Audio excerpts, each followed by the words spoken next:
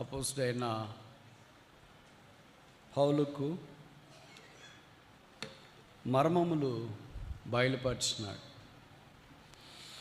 కనీసం 5 మర్మాలు పౌలుకు బయలుపరిచినట్లు వాక్యంలో మనము చూడవచ్చు.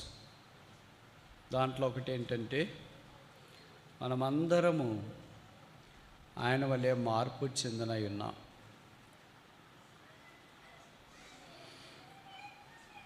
సంఘము యేసు ప్రభు వారికి మధ్యలో ఉన్న అవినాభావ బంధము అదొక మర్మం. సువార్త అదొక మర్మం. దేవుడు అదొక మర్మం. ఇలాగ ఒక్కొక్కటి మర్మాలు దేవుడు ఆయనకి తెలియజేస్తొచ్చు. మర్మం అంటే దాచబడినది, బహిర్గతము చేయబడుట, వెల్లడి చేయబడుట. దాంట్లో ఈ 18వ వచనంలో 5 విషయాలు ప్రస్తావించినాడు. మనమందరము, ఆయన మినహాయించుకోలేదు, ఆయన కూడా కలుపుకున్నాడు. మేము అనే పదం చాలా చోట్ల ఈ పత్రికలో రాశాడు, కానీ ఇక్కడికి వచ్చేటప్పటికి మేమును మనము అనే పదంతో ప్రతిక్షేపించినాడు. ఇక్కడ రాయబడిన 5 పదాలు ఏంటి అని ఇప్పుడు నేను చెప్పట్లేదు, కానీ ఇది పురోగమన ప్రత్యక్షత. అంటే ప్రత్యక్షతలు చాలా ఉన్నాయి. దాంట్లో ఒకటి ఏంటంటే స్టాండర్డ్ రెవల్యూషన్, అంటే ప్రామాణికమైన ప్రత్యక్షత. యేసు ప్రభువారు మానవుడిగా ఈ భూమి మీదకి వచ్చుట, అది ఒకేసారి జరుగుతుంది, పుట్టుకు జరిగేది ఏముండదు. దాన్ని స్టాండర్డ్ రెవల్యూషన్ అంట. యేసు ప్రభువును మనం మొదట రక్షకుడిగా ఎరిగి రోజులు గడిచే కొలది ఆయన ఇంక ఎరుగుతూ వస్తా, అది ప్రోగ్రెసివ్ రెవల్యూషన్ అంటాం. క్రమక్రమేణా దినదినాభివృద్ధి చెందుచు ఆయన యొక్క రూపంలోనికి మనం మార్చబడే భాగ్యంలోనికి తీసుకురాబడుతున్నాం. ఇది మనకి ఇవ్వబడిన ఆధిక్యత, బాధ్యత. అటు దాంట్లోనికి రావాలని ప్రభు మనల్ని సంకల్పించినాడు. ఇలాంటి బైబిల్లో కనీసం 5 ప్రస్తావించబడ్డాయి. ఫ్రమ్ గ్లోరీ టు గ్లోరీ, మహిమ నుండి మహిమకు. ఎలాంటి మహిమ అది ఇప్పుడు చెప్పట్లేదు, సాయంకాలం ప్రవచితమైతే చూస్తాం. ఇది కూడా యేసుప్రభు జీవితంలో 5 విధానాలుగా మనము అర్థం చేసుకోవటానికి ప్రయత్నించవచ్చు. 5 టైప్స్ ఆఫ్ గ్లోరీ. ఇప్పుడు ప్రోగ్రెసివ్ రెవల్యూషన్, పురోగమన ప్రత్యక్షత. రోజులు గడిచే కొలది దాంట్లో కడతాం. మహిమ నుండి మహిమకు. ఉండేదే మహిమలో కదా, ఇంకేంటి మహిమ? అది మనం ఉన్నదానికంటే అధికమైంది, పొందిన దానికంటే అధికమైంది. దాంట్లో ఇలాగూ ఎరగవలసిన వాటిలో 5 మొదటిది ఏంటంటే, యోహాను సువార్త 1వ అధ్యాయము 16వ వచనం. John chapter 1 verse 16. యోహాను సువార్త 1వ అధ్యాయము 16వ వచనం.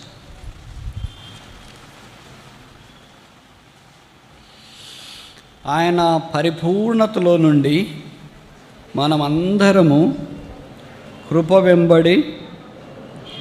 ఇప్పుడు 2 కొరింథీ 3:18 ఏం రాశారు?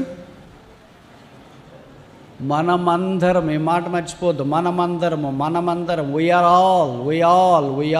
వీఆర్. ఎవరో కొంతమంది వెళ్తారు అని ఇక్కడ లేదు, మనమందరము. అంటే భక్తుడైన యోహాను కూడా ఇక్కడ కలుపుకున్నాడు. యేసుప్రభు బంధువైన, యేసుప్రభు శిష్యుల్లో అంతరంగికమైన శిష్యుడు, ఆయన రొమ్మను ఆనుకుని ఉన్నవాడు, ఆయన కూడా కలుపుకొని చెప్తాడు. మొదటిది ఫ్రమ్ గ్రేస్ టు గ్రేస్, కృప నుండి కృపకు. అసలు కృప పొందడం అనేది ప్రాముఖ్యమైన సంగతి. అందుకే ఉదయకాలం మనం చూసాం కదా, లూకాసు వార్త 1వ అధ్యాయంలో గాబ్రియేలు దూత కన్యకైన మరియ దగ్గరికి వచ్చినాడు. దయాప్రాప్తురాలా, నీకు శుభం, దేవుడు నీకు తోడై ఉన్నాడు, దేవుని వల్ల నీవు దయ పొందితివి. నోహు జీవితంలో మనం గమనిస్తే ఆది కాండంలో అతడు కృప పొందినవాడాయను. బైబిల్లో మొదట కృప పొందిన వ్యక్తి నోహు. కొత్త నిబంధనలో మొదట కృప పొందిన వ్యక్తి కన్యకైన మరియ. నోహు పురుషుడు, మరియా స్త్రీ. నోహుకు సంసారం అంటే పిల్లలు ఉన్నారు. కన్యకైన మరియా అప్పుడు కన్యకగానే ఉంది. మూడవది, నోహుకు దేవుని వాక్యము ఇలా గాబ్రియేలు రూపంలో రాలేదు. మరియ దగ్గరికి అయితే దేవుని వాక్యము గాబ్రియేలు దూత రూపంలో వచ్చినట్లు మనం గమనిస్తున్నాం.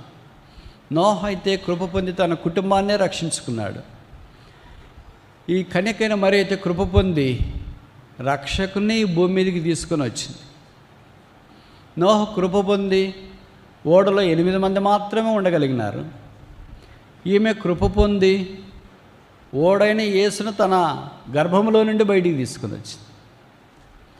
ఆయన కృప పొంది వర్షం లేదా జలప్రళయం తర్వాత బయటకు వచ్చి ఒక బలిపీఠం కట్టినాడు. అయితే కృప పొందిన కన్యకైన మరియ, ఆమె గర్భంలో నుండి బయటకు వచ్చిన యేసు ప్రభు ఆయనే బలిపీఠముగా మార్చబడ్డాడు. నోహు అర్పించిన అర్పణ, కుటుంబ అర్పణ యెహోవాకి ఇంపైనదిగా ఉంది. యేసు ప్రభు వారు అర్పించిన అర్పణ దేవుడికి సువాసన యాగంగా ఉంది. నోహు ఈ అర్పణ బలిపీఠం దగ్గర చేసిన తర్వాత దేవుడు నోహుతో నిబంధన చేసినాడు. అది మొదటి నిబంధన. యేసు ప్రభువు సిలువలో మన కొరకే రక్తం కార్చిన తర్వాత నిబంధన చేసినాడు. రక్త నిబంధన, క్రొత్త నిబంధన, అదే ప్రభు బల్ల. ఇప్పుడు ముందుకెళ్ళక మన ప్రశ్న ఏంటంటే, మనము నోహు వలె కృప పొంది అక్కడే నిలబడిపోయామా, లేదా కన్యకైన మరియ వలె కృప పొంది క్రొత్త నిబంధన రక్తమైన యేసు ప్రభు యొక్క ఆశీర్వాదంలోనికి వచ్చిన? కృప మనిషిని ఎంత ఆశీర్వాదంలోనికి తీసుకొని వస్తుంది. కృపకు కనికరమనకు తేడా ఏంటంటే, difference between grace and mercy. కృప మనం దేనికి పాత్రలం కాదో దానికి పాత్రలు అయ్యేటట్టు చేస్తుంది. కనికరం దీనికి వ్యతిరేకం. దేనికి మనం పాత్రలమో అది కూడా చేస్తుంది. ఇంకోసారి చెప్పనా, కృప మనం దేనికి పాత్రలం కాదో దానికి పాత్రలు అయ్యేటట్టు చేస్తుంది. అంటే మనం పరలోకానికి పాత్రలు కాదు, రక్షణకు పాత్రలు కాదు, ప్రభుని అంగీకరించడానికి పాత్రలు కాదు, పరలోక రాజ్యంలో దేవునితో పాటు ఉండటానికి పాత్రలం కాదు, దేవుని యొక్క రూపంలోనికి మార్చబడటానికి పాత్రలం కాదు, దేవుని మహిమ పొందడానికి మనం పాత్రలం కాదు. మరి దేనికి పాత్రలమో ఒకటే ఒక పాత్రలము. ఎఫ్ఎస్సి పత్రిక 2వ అధ్యాయంలో దేవోగ్రతకు పాత్రలమై ఉంచిమి. ఇప్పుడు కృప ఏం చేసిందంటే, యేసుప్రభు యొక్క శిలువ రక్తాన్ని బట్టి కడిగి పరిశుద్ధపరిచి ఘనత నిమిత్తమైన పాత్రలుగా చేసింది, ఏర్పరచబడిన పాత్రలుగా చేసింది. చోజన్ వెజల్, నియమించబడిన పాత్రగా చేసింది. అందుకనే treasure in the earthen vessel, ఈ మట్టి ఘటంలో మహిమైశ్వర్యం ఇచ్చినారు. బహుశా నేను అనుకుంటా, పాతకాలంలో రాజులు వాళ్ళు అంటారు కదా, పురావస్తు శాస్త్రజ్ఞులు అక్కడక్కడ తవ్వకాలు జరిపినప్పుడు ఏదో శబ్దం వచ్చిందని మట్టి పాత్రలో బంగారు నాణ్యాలు పెట్టారని వస్తుంటాయి. ఎట్లా వచ్చింది ఇదంతా? బహుశా బైబిల్లో నుండి వచ్చింటుంది అనుకుంటా. మట్టి ఘటంలో మహిమైశ్వర్యం. పౌలు ఈ దృశ్యాన్ని చూసి రాస్తుంటే బహుశా లోకంలో ఉన్న మనుషులు కూడా మట్టి పాత్రలు తీసుకొని వచ్చి బంగారు నాణ్యాలు అటు ఇటు అక్కడ పొలాల్లోనూ ఇంట్లోనూ పరిచయమైన స్థలాల్లోనూ పెట్టడం మనం చూస్తుంటాం. ఆ నాణ్యాలు ఉన్నాయి కనుక పాత్రకు విలువ, ఆ నాణ్యాలు లేకపోతే పాత్రను బయటపడేస్తారు. మనలో కూడా యేసుప్రభు ఉంటేనే విలువ, యేసుప్రభు లేకపోతే వారు తీసి పారవేయబడదు. అవి ఏమవుతాయి? పారవేస్తే పర్లేదు, ఇట్లా ఉంటే అంటే కుదరదు. అక్కడ రాశారు యోహాను సువార్త 15వ అధ్యాయంలో, అవి ఎండిపోవును. అందరితో ఆగిపోతే పర్లేదు, ఎండిపోతే ఇలాగే ఉంటాం కదా అనుకోవటానికి లేదు. మళ్ళీ అక్కడ రాశారు, మనుషులు వాటిని ప్రోగు చేసి కాల్చి వేతు. అది ఫైనల్ స్టేజ్, అది ఆఖరి దశ. కనుక విచిత్రం ఏంటంటే ప్రభువు మనకి రక్షణ ఆశీర్వాదంలోనికి వచ్చినట్లుగా కృపను వెల్లడి చేసినాడు. ఇప్పుడు కనికరం ఏంటంటే మనము దేనికి పాత్రం కాదో అది మనకి ఇవ్వకుండా ఉండడం. అర్థమైంది అనుకోండి. ఇప్పుడు చెప్పండి, ప్రశ్న అడుగుతా, దేనికి మనము పాత్రలము?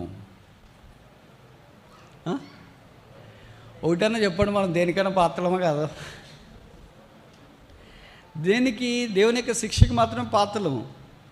రోమా 8:1. కాబట్టి ఇప్పుడు క్రీస్తు చేసినందున్న వారికి ఏ శిక్ష? ఆ శిక్షలో మనం పాత్రలం కావాల్సిన వాళ్ళము. ఇప్పుడు దేవుని కనికరం ఏం చేస్తుందంటే ఆ శిక్ష నుండి తప్పించి. యోహాను సువార్త 8వ పాపం చేత పట్టబడిన ఒక స్త్రీ వచ్చింది కదా. మనోళ్ళు బ్రదర్స్ కొంతమంది అంతా రాళ్ళ పట్టుకొని వచ్చినారు. మోషే ధర్మశాస్త్ర ప్రకారం ఆమె రాళ్ళతో కొట్టి చంపేయాలని ఉంది కదా, మీరేం చెప్తారు అని యేసుప్రభువుని మానక విసిగిస్తూనే అడుగుతూ వచ్చిన, ప్రభు అన్నాడు, మీలో పాపం లేనివాడు మొదట రాయేయండి అని. చిన్నవాడు మొదలుకొని పెద్దవారి దాకా వెళ్ళిపోయారని వాక్యంలో రాయబడింది. ప్రభు అన్నాడు తలెత్తి తర్వాత, అమ్మా. యేసుప్రభుకు అమ్మ, వాళ్ళకేమైంది? తెలుగు రాదు, అంత ఇంగ్లీష్ మీడియమేనా? కంగ్రాచులేషన్స్. యేసుప్రభుకు అమ్మ, వాళ్ళ దారముడు వచ్చిన వాళ్ళందరికీ ఏమైంది? పాపాత్మురాలైన స్త్రీగా కనిపించింది. యేసుప్రభు నోరు తెరిసి ఎలాంటి మాటలు వస్తున్నాయి చూడండి.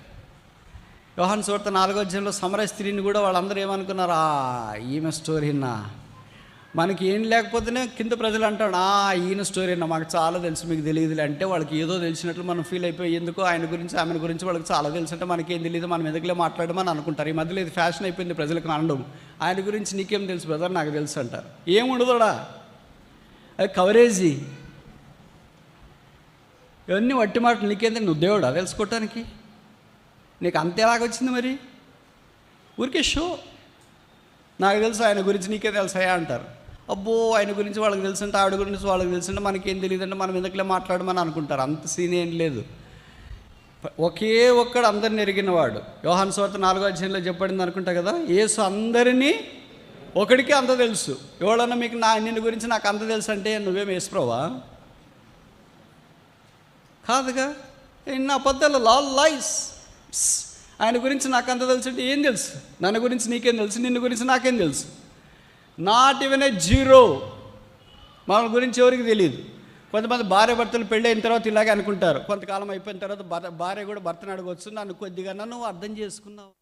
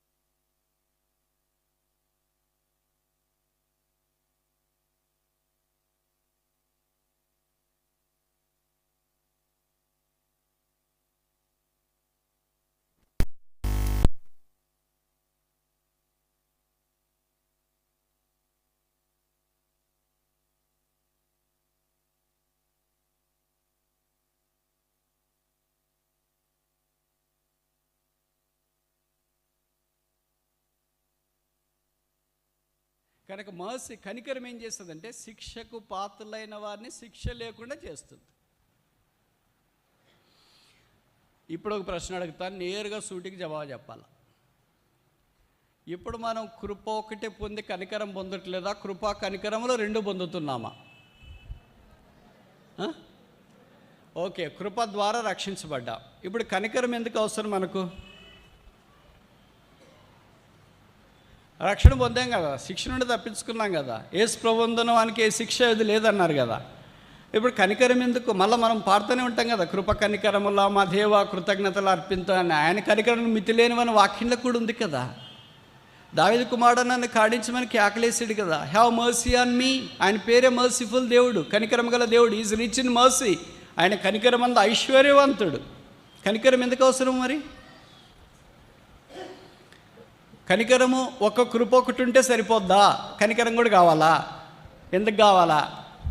ఇప్పుడు కృప ఒకటి ఉంటే మనం అంతా రక్షించబడి ఉంటాం, కనికరం లేకపోతే మనం అంతే వెళ్ళిపోయి ఉంటాం.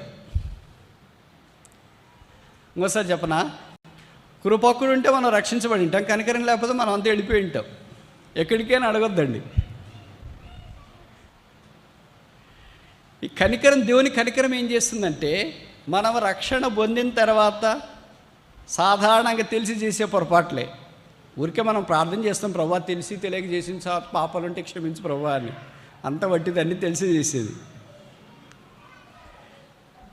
ఇప్పుడు దీని కొరకైనా శిక్ష యేసు ప్రభు రక్తం ద్వారా కడిగిన తర్వాత దేవుడు దాన్ని తొలగించి వేస్తాడు. అందుకే ఇప్పుడు చూడండి మీ బైబిల్లో హెబ్రీ 4:16 అనుకుంటా. Hebrew chapter 4:16. Hebrew 4:16. Hebrew chapter 4:16. Hebrew 4:16. కనుక మనము కనికరింపబడి సమయోచితమైన సహాయం కొరకు కృప పొందినట్లు ధైర్యముతో కృపాసనం. ఇక్కడ 2 పదాలు వాడబడుతున్నాయి, కనికరము, కృప. అంటే ప్రార్థన దగ్గరికి వచ్చినప్పుడు ఈ 2 మనకు పనిచేస్తాయి. ఈ 2 స్నేహితులు, వాళ్ళిద్దరు మిత్రులు, జంట పదాలు, జోడుగుర్రాలు, కవల పిల్లలు, ప్రాణ స్నేహితులు, జంట పట్టాలు, జంట నగరాలు. అంత తేలిగ్గా విడదీయలేము ఎవరిని? కృపా కనికరాన్ని. కనుక ఇప్పుడు కనికరం ఏం చేస్తుందంటే, మన కృప ద్వారా రక్షించబడిన తర్వాత కృప ద్వారా కొనసాగించబడుతున్నా ప్రార్థన చేయాలంటే కనికరించబడి, కృపాసింహాసనం దగ్గరికి వెళ్ళాలంటే కనికరంలో రావాలి మొదట, దేవుని కనికరం ద్వారా. అందుకే దావీదు కుమారుడా నన్ను కరుణించు, హ్యావ్ మర్సీ ఆన్ మీ. రోమపత్రికలో చెప్పబడింది, ఆయన ఎవరిని కనికరిస్తాడో వాడిని కనికరిస్తాడు, ఎవరిని మీద జాలి పడతాడో వాని మీద జాలి పడతాడు. కనికరించబడిన వాని ఎందుగాని, జాలి పొందిన వాని ఎందుగాని ఏమీ లేదు. కనికరం చూపించు, దేవుని అందే సమస్తం ఉంది. కనుక ఆయన కనికరమంది ఐశ్వర్యవంతుడు. కనుక ఆయన కనికరించి మన అపరాధములు, మన పాపములు, మన దోషములు రక్షణ పొందిన తర్వాత క్షమించి శుద్ధీకరించి ఆ శిక్షలోనికి నేనును నిన్ను శిక్షింపను. That's called mercy. అదే ఇప్పుడు కనికరం చూపిస్తున్నాం. అందుకని ఇప్పుడు మనం కనికరించబడి ధైర్యముతో కృపాసనం వద్దకు చేరు. ఇప్పుడు కనికరం లేకపోతే కృపాసనం వద్దకు చేరుతామా లేదా? ప్రార్థన చేస్తామా లేదా? మన ప్రార్థన దేవుడు అంగీకరిస్తాడా లేదా? అందుకనే తిరిగి ప్రార్థనలోకి వచ్చినప్పుడు అంతా యేసుప్రభు రక్తం చేత కడగబడి కనికరించబడి కృపాసింహాసనం వద్దకు చేరట నిజమైన భక్తునికి క్రైస్తవ అనుభవం. కృప నుండి కృప, ఫ్రమ్ గ్రేస్ టు గ్రేస్. ఊరికే కృప పొందినానంటే సిలువ దగ్గర కృప పొందినా, రక్షించబడినాం. ఇప్పుడు అనుదినం కృపాసనం వద్దకు రావటానికి కనికరమును జోడించుకొని కృప పొందుతూ ముందుకు సాగాలి. ఇది మొదటి మెట్టు. మనలో అనేక మంది కృప ద్వారా రక్షించబడ్డా మన సిలువ దగ్గరికి వచ్చి ఆగిపోయాము. ఈ కనికరం చేత కృపను ఏం చేయాలంటే బ్లెండ్ చేయాల. బ్లెండ్ అంటే మీకు తెలుసు కదా, కలపాలి. ఈ 2 కలిపిన తర్వాత అప్పుడు కృపాసింహాసనం దగ్గరికి వెళ్తాం. అప్పుడు మనం ప్రార్థన చేసినప్పుడు ప్రభు మన ప్రార్థన ఆలకిస్తాం. కానీ కొన్నిసార్లు మనకి అనిపిస్తుంది, మీకు అనిపిస్తుంది లేదో, నాకు అనిపిస్తుంటుంది, ప్రార్థన చేసినప్పుడు ప్రార్థన చేసిన దానికి భిన్నంగా జరుగుతుంటుంది. కాదంటారా? కొత్తగా రక్షించబడినప్పుడు ప్రభువా బయటికి వెళ్తున్నాను, ఆటో దొరకటానికి సహాయం చేయండి, ప్రార్థన చేసుకొని బయటికి వెళ్తే ఆటో దగ్గరికి వచ్చి, సార్ ఎక్కడికి వెళ్ళాలా? ఇక్కడ బృందావన్ గార్డెన్స్. రండి సార్, అక్కడికి వెళ్తున్నాను. ఇప్పుడు రక్షణ పొంది కొంతకాలం 5-10 ఏళ్ళు అయిపోయిన తర్వాత ప్రభువా ప్రార్థన చేసుకొని బయటికి వెళ్తున్నాను, ఏదైనా ఆటో దొరకటానికి సహాయం చేయంటే మనం మెట్లు దిగుతుంటేనే పోతా ఉంటాడు, ఆటో ఆటో ఆటో ఆటో.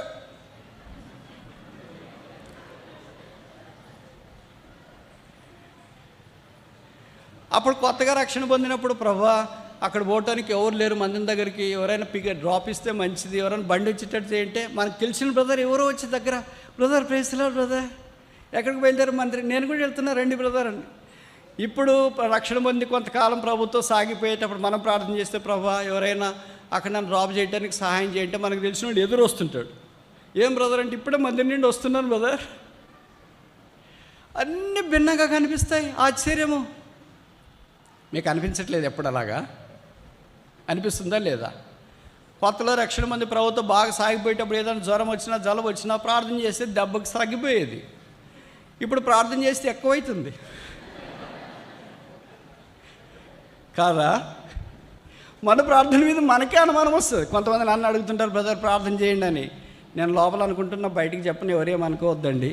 నా ప్రార్థన నాకే పని చేయకపోతే వేరే వాళ్ళకి ఏం పని చేస్తుంది?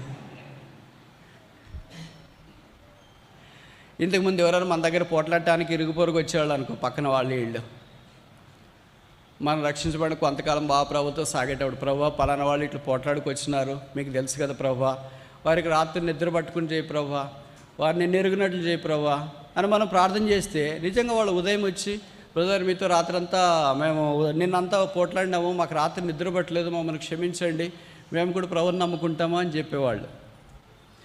ఇప్పుడు ఉదయకాలం మన దగ్గరికి పోట్లాడికి వచ్చినారనుకో, వాళ్ళు వెళ్ళిపోయిన తర్వాత మనం ప్రార్థన చేసి, ప్రభు వాళ్ళకి రాత్రి అంతా నిద్ర పట్టుకుని సాయం చేయి, ఉదయం వచ్చి కనీసం వాళ్ళు రక్షణ పొందినట్లు చేయంటే రాత్రి అంతా మనకు నిద్ర పట్టుకుండా అవుతుంది. వాళ్ళు ఉదయకాలం వచ్చి సారీ అడుగుతారేమో అని మనం అనుకుంటే, నిన్నంతా మామూలుగా వచ్చింటారు, ఉదయకాలం కర్రలు పట్టుకొని వస్తారు. నాకు చాలా ఆశ్చర్యం వేస్తుంటుంది కొన్నిసార్లు. పాత దినాల్లో నా అద్భుతాలు ఆశ్చర్యకార్యాలు అందరూ చెప్తూ ఉంటారు.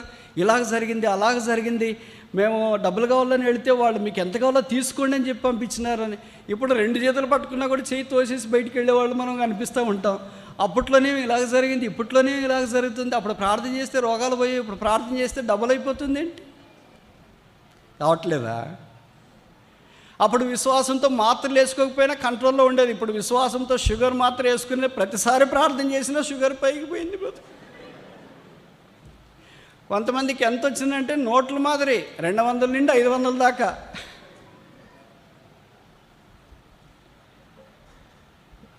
బహుశా మనం కనికరించబడట్లేదా? దేవుడు మారాడా? మన ప్రార్థన మారిందా? లేదా ప్రభు మనకి ఏమన్నా నేర్పిస్తున్నాడా? ఇది మీకు ఎలాగ అనిపిస్తుందో కానీ నాకు మాత్రం చాలా అన్వేషణతో కూడిన ప్రశ్నగానే మిగిలిపోతుంది. ఇంతకుముందు అద్భుతాలు రోజు అద్భుతాలు ప్రభుత్వం చూసేవాళ్ళు. అద్భుతాలు అంటే ఆకాశం భూమి మీదకి దిగొచ్చిందని కాదు, ఇలాంటివి చిన్న చెప్పాను కదా. ఇప్పుడు ఇలాంటివి పొరపాటును కూడా కనపడవు, ఎండమావులుగా అయినట్లయిపోతాయి. ఇవన్నీ చెప్పాలా? ఇలాంటి ప్రతిరోజు ఎందుకు ఇలాగ జరుగుతుంది అనే ప్రశ్న కంటే బహుశా దీనికి నేనే కారణం అంటే తప్పు కాదేమో. ప్రభు పొరపాటు చేయడం, ఆయన మారలేదు. ఆయన ఎప్పుడు ప్రార్థనకు జవాబు ఇచ్చేవాడు. బహుశా మనమే మారినాం. కనుక కనికరించబడి కృప పొందినట్లు కృపాసనమునొద్దకు చేరదు. From grace to grace. సిలువ దగ్గర రక్షణ కృప పొందినాము, కృపాసనము దగ్గర grace that led us to the salvation at the cross, grace that leads us to the supplication at the throne of grace. కృపాసనం దగ్గర ప్రార్థన చేయటానికి నడిపించే కృప, దీన్నే ఫ్రమ్ గ్రేస్ టు గ్రేస్, కృప నుండి కృపకు మనం సాగిపోతున్నాం. ఇదే పురోగమన ప్రత్యక్షత, ప్రోగ్రెసివ్ డెవలప్మెంట్ అంట. రెండవది చూస్తామా? రోమపత్రిక 1వ అధ్యాయం 17వ వచనం. Roman chapter 1:17. రోమా 1:17. Romans chapter 1:17.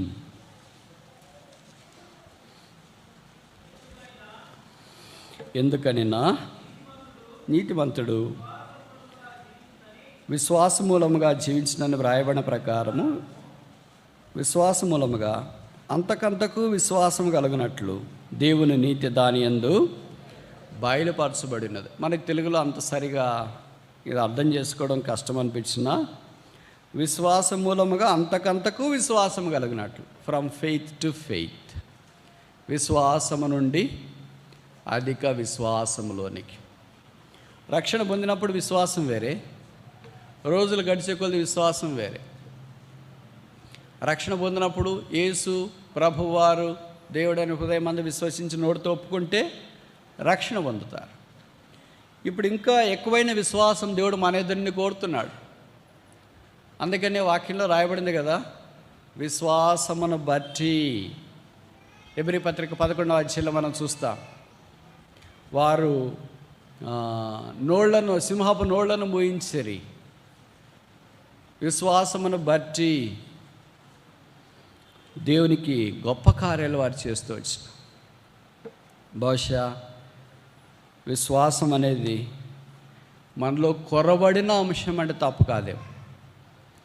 అందుకే బైబిల్లో చెప్పబడిన లూకాసు వార్తలు అనుకుంటా, మనిషి కుమారుడు భూమి మీదకి వచ్చినప్పుడు విశ్వాసముండ కనుగొననా. డబ్బులుండ కనుగొన్నా అని చెప్పలే, మందిరాలు ఉండ కనుగొన్నా అని చెప్పలే, మనలాంటి బిలీవర్స్ ఉండ కనుగొన్నా, స్పెషల్ మీటింగ్స్ ఉండ కనుగొనన్నా, భోజనం ఉండ కనుగొనన్నా, ఇవన్నీ చెప్పలేదు. విశ్వాసం ఉండ కనుగొననా అంటే faith is that ingredient of a Christian which may be death on his arrival. ప్రభువారు వచ్చేటప్పుడు బహుశా కనబడకుండా తక్కువగా కరువు మాదిరి కనిపించేది బహుశా విశ్వాసం అనుకుంటా. మనకు చూడండి, ప్రభు 10వ తరగతిలో సాయం చేసినాడు, పాస్ అయినారంటే నేను ఈ మాట చెప్తే మీలో కొంతమందికి వెలిగిండాలి. ఇప్పటి కరోనా పాస్, కొంతమంది ఇంటర్మీడియట్ కూడా కరోనా పాస్, కొంతమంది డిగ్రీ బీటెక్ కూడా కరోనా పాస్. ఇప్పుడు ఇంకా చదువుకుంటున్న పిల్లలు కొంతమందిని కలిసి అడిగినా 10వ తరగతి ప్రార్థన చేయండి అంకుల్ అని అంటే, చేస్తాంలే అంటే, ఏం చేస్తాం అంకుల్ మాది బ్యాడ్ లక్ అన్నాడు. ఏంటే బ్యాడ్ లక్ అంటే, కరోనా పాస్ రాలేదు మాకు కూడా. కొంతమంది పిల్లలు చదవైపోయిన పిల్లలు, తక్కువ పర్సెంటేజ్ వచ్చిన పిల్లలు, బీటెక్ వాళ్ళు కూడా కొన్నిసార్లు బాధపడుతున్నారన్నా, మాది ఎంత దురదృష్టం అన్నా. ఏంటంటే మాకు కరోనా పాస్ రాలేదన్నా. ఇంకా వాడు బాధ ఏమో తెలుసా, కాలేజీకి 4 ఏళ్ళు బీటెక్ క్రమం తప్పకుండా వెళ్ళేం, అటెండెన్స్ లేకపోతే డీటెయిన్ చేసినారు. ఇప్పుడు వెళ్ళేదే లేదు, వెళ్ళొద్దు రావద్దు ఇంట్లోనే ఉండండి అంటున్నారు. ఎంత భాగ్యవంతులు వీళ్ళు. మా దినాల్లో కూడా ఇలాగొచ్చింటే ఎంత బాగుండాను. అంటే వాడికి కాలేజీ దగ్గర కొట్టడానికి కరోనా రావాలో దేశమంతటికి.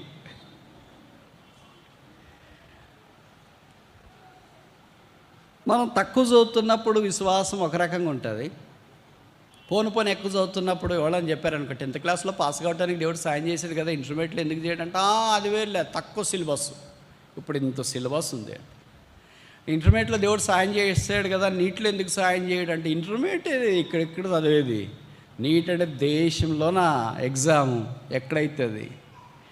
కానీ 10th క్లాస్కి ఏ దేవుడో, ఇంటర్మీడియట్కి ఏ దేవుడో, నీట్కి ఏ దేవుడో, తర్వాత పెళ్ళికి ఏ దేవుడో, ఉద్యోగానికి ఏ దేవుడో, చివరిదాకా ఏ దేవుడో, దేవుడే మారలేదు కదా. మనకే సిలబస్లు మారినాయి, గ్రేడ్లు మారినాయి, వయసు మారింది, ఇవన్నీ మారినాయి, దేవుడేం మారలేదు. మరి ఇంక మారింది ఏంటి, మన విశ్వాసం కూడా మారింది. అప్పుడు చిన్నపిల్లప్పుడు కొత్తలో రక్షణ పొందినప్పుడు దేవుడు ఇస్తాడని చాలా నమ్మకం ఉంటుంది. పోయే కొలితే మనం గాలి చూస్తాం. గాలి అంటే ఏంటి, ఎంతమంది మనకింటి తెలివైన వాళ్ళు ఉన్నారు, ఎంతమంది ఇంటర్వ్యూకి వచ్చినారు, ఎంతమందికి ఏమేమి ఇన్ఫ్లుయెన్స్లు ఉన్నాయి, ఎంతమంది కోచింగ్ తీసుకున్నారు, ఇంతమందిలో నాకు వస్తుందా. నేను గాలిని చూసి భయపడిపోయి మునిగిపోసాగిపోతా. అందుకని 1:17 రోమా 1:15 మార్టిన్ లూథర్ గారిని బలపరిచి ప్రభువు పరిచర్య కొరకే వాడుకోవటానికి ప్రోత్సహించబడిన మాట, the just shall live by faith, నీతిమంతుడు విశ్వాసమూలమున జీవించును. బహుశా ఈ మాట ఆయన పట్టుకోకపోయింటే ఈ దినాన బహుశా మనకి ఈ బైబిల్ ఉండేది కాదేమో, ప్రొటెస్టెంటిజం ఉండేది కాదేమో, విశ్వాసం ద్వారా నీతిమంతుడు జీవిస్తున్నాడని క్రైస్తవ లోకానికి పరిచయం ఉండేది కాదేమో. దీని కొరకు వాళ్ళు ఎంతో ప్రయాసపడ్డారు. వీళ్ళు కొంతమందికి తెలుసు అనుకుంటా, విలియం టిండెల్ లాంటి వాడికి, మనకి వాక్యం చదవటానికి మనకి ఇబ్బంది, కానీ వాళ్ళు వాక్యం కొరకే ప్రాణాలు దారపోసినారు. ఆయన బైబిల్ ఇంగ్లీష్లోకి తర్జుమా చేస్తుంటే యూకేలో, నువ్వు ఇంగ్లీష్లో తర్జుమా చేస్తే చంపేస్తామని చెప్పారు. మనకి ఇప్పుడు ఎవరైనా చదివితే చంపేస్తామంటారా? చదివితే భోజనం పెడతామంటున్నారు కానీ చదవట్లే, చదివితే ప్రైజులు ఇస్తామంటున్నా కానీ చదవట్లేదు.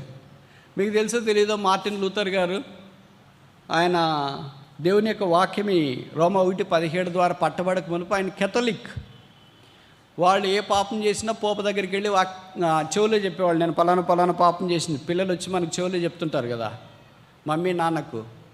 ఏముండదాడా మా